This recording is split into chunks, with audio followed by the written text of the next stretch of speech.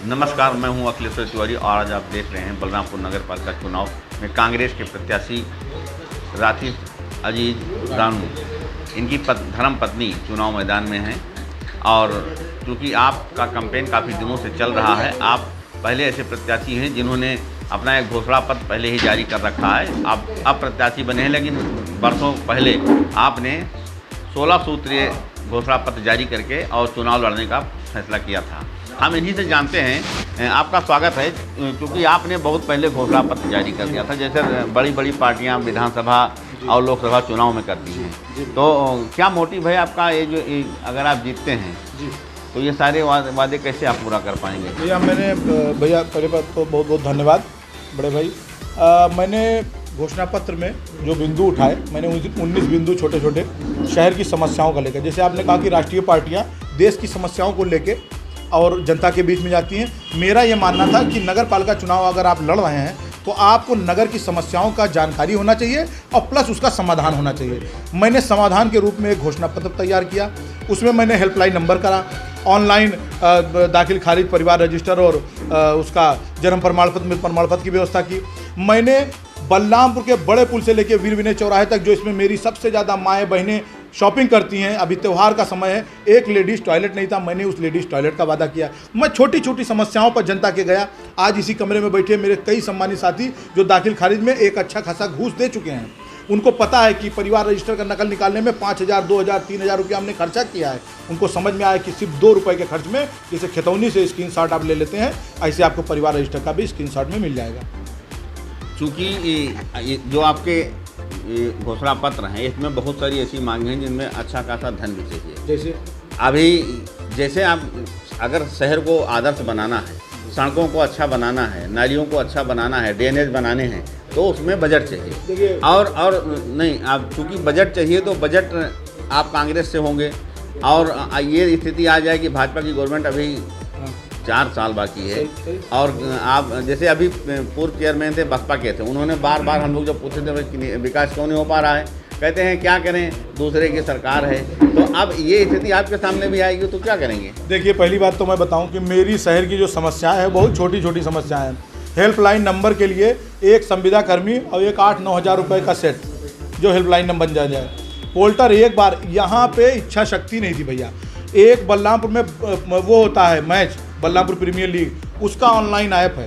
कितना किसने रन बनाया, कितना कौन खेल रहा है, कैसे खेल रहा है, कितना उसका रिकॉर्ड है, कैरियर है, वो आप पूछ लीजिए। क्या नगर पालिका बलरामपुर एक ऐप भी अफोर्ड नहीं कर सकती है? मैंने कहा कि संविदा कर्मियों के तनख्वाह बढ़ाऊंगा सिर्फ और सिर्फ नगर पालिका के बिजली विभाग, बिजली का खर्चा बचा के, सिर्फ एक सोलर प्लांट से नगर पालिका को अगर ऑपरेट कर दूंगा तो संविदा कर्मियों की तनख्वाह बढ़ा दूंगा। अब आइए, मेरा जो बड़ा प्रोजेक्ट है वो सिर्फ और सिर्फ शहर में पानी का है। पानी, मैंने कहा है कि पानी के लिए एक आधुनिक पंप बनाऊंगा। उसमें निश्चित 50 लाख से 1 करोड़ रुपए का खर्चा है, मगर मिलेगा कहाँ से? मिलेगा ऐसे कि मुझे नगर पालिका का चुनाव लड़ना है, मैं एक प्रोजेक्ट बनाऊंगा और ऐसे पत्रकार बंधुओं के माध्यम से जनता के बीच में जाऊंगा और कहूँगे मैंने एक प्रोजेक्ट बनाया जिसका लागत 80 लाख रुपया है। 30 लाख या 25 लाख रुपया मैं नगर पालिका से दे रहा हूं। और आप पत्रकार बंधुओं से और सम्मानित जनता से अपील करता हूं कि माननीय विधायक जी से कहिए कि वो अपने विधायक निधि से 25 लाख रुपया नगर पालिका को दे दे, जिसको शहर को डूबने से बचा लिया जाए। और माननीय सांसद जी 25 लाख रुपया दे दें, शहर डूबने से बच जाए। मुझे लगता है चुनाव सबको लड़ना है, 1 मिनट के अंदर 50 लाख रुपया नगर पालिका में आएगा। बिल्कुल, आपका जो विजन है वो स्पष्ट है, इसमें कोई दो राय नहीं है। तो अगर माना जाए, क्योंकि 3 पार्टियों का लगभग क्लियर है प्रत्याशी, एक का भी कयास लगाया जा रहा है, लेकिन लगभग क्लियर ही है। वो भी आप भी जानते हैं, हम भी जानते हैं। तो ऐसी स्थिति में आप किससे लड़ेंगे चुनाव? मैं कह रहा हूं कि जो अभी तक भैया मेरे सामने 2 पूर्व चेयरमैन थे, उनका परिवार था, वो जनता के बीच में जो काम किया, वो कहीं से भी आके जनता के बीच में आंख से आंख डाल के ये नहीं बता पा रहा था कि मैंने बलरामपुर जनता के लिए ये मील का पत्थर किया। कौन सा काम हुआ जो मेरी महान विभूतियां शहर बलरामपुर की हों? हरदेव सिंह जी को गायब कर दिया गया, सरदार अली जाफरी जी को गायब कर दिया गया। आप लोग तो मुझसे बहुत उम्र में बड़े हैं, आप लोगों ने पहले देखा होगा शिलापट लगा रहता था। उन लोगों को शिलापट तक दिख नहीं रहा है नगर बलरामपुर में। हम अपने इतिहास को भूल चुके हैं, भविष्य का निर्माण नहीं कर पा रहे हैं, किसी के पास कोई विजन नहीं है। सबको सिर्फ कह रहे हैं कि मुझे चुनाव जिता दो, मैं आपको जीत के काम कर दूंगा। एक एकलौता प्रत्याशी हूँ जो बता रहा हूँ कि आप मुझे वोट दीजिए तो मैं आपकी पानी की समस्या इस तरीके से दूर करूंगा, जो भ्रष्टाचार की समस्या मैं इस तरीके से दूर करूंगा, मैं कूड़े को रिसाइकिल करूंगा। मैंने एडीएम साहब को मौके दिखाया, मैं जाके मैंने उनके ऑफिस में कार्यालय में एडीएम महोदया से बताया कि एक ही सिर्फ तरीका है जो कूड़े से समस्या से निजात पाया जा सकता है, वो है रिसाइकिल। आप रिसाइकिल की कंपनी बात करिए। मैंने उनको कंपनी सजेस्ट किया है। मैंने कहा अगर चेयरमैन बनता हूँ मैं उस कंपनी को हायर करूँगा। उसने मुझसे कहा है कि आप मुझे कूड़ा दीजिएगा, मैं आपको यूरिया दूंगा, वो भी फ्री, और कम से कम 60 से 70 एम्प्लॉय भी रखूंगा जो नगर पालिका क्षेत्र के होंगे।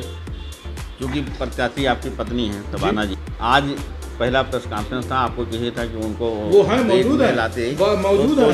जो हमारा संदेश जाता है कम से कम नहीं वो अभी हमारे साथ जनता यहाँ की पहचाने दो कि हमारा प्रत्याशी कौन है। जनता के बीच में चल रही है और वो मौके पे मौजूद है।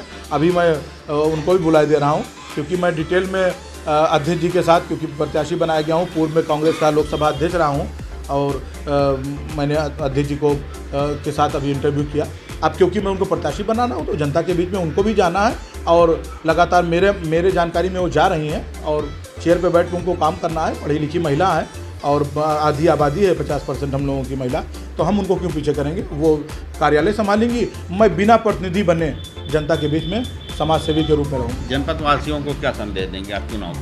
जनपद वासियों को संदेश दूंगा कि आपके शहर के मुद्दों को लेकर पहली बार चुनाव हो रहा है, आप किसी भ्रम में ना आइएगा। कहीं कोई लड़ाई नहीं है, यहाँ 2 लड़ाई है, एक राजशाही और एक लोकतंत्र। मैं लोकतंत्र का प्रहरी बनके, मैं जनता सेवक बनके मैं जनता के बीच में आया हूं। आपके सामने जो भी आए हैं वो सब राजा महाराजाओं कल्चर की राजनीति करते हैं, अपने घर बुला के मीटिंग करके जिंदाबाद मुर्दाबाद लगवाते हैं, अपने घर में बैठ के कार्यालय चलवाएंगे। एक मैं ही प्रत्याशी हूं जो मैं जनता के बीच में बराबर चलता रहूँगा।